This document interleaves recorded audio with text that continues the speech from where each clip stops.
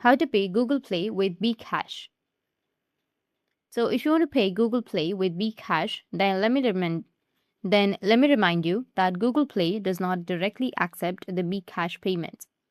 But there's a simple workaround using the gift cards. So first you need to open up your browser, any browser that you're comfortable with, and then you need to visit the website, which is now once you visited this website, you need to search for Google Play gift card, then select your desired gift card amount, then proceed to check out and choose a Bkash as your payment method and complete the payment. And then to redeem your gift card on your Google Play, just open up your Google Play Store on your device and tap on your profile, which will be in the top right.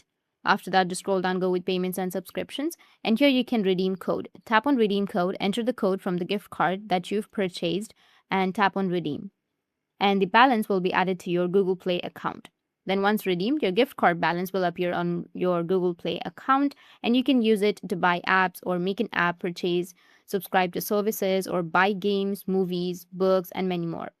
Google Play doesn't directly support Bkash, but simply buy a Google Play gift card using Bkash through a third-party site. Then redeem it to Google Play. And that's it. And if you have any questions, feel free to comment below. Thanks for watching.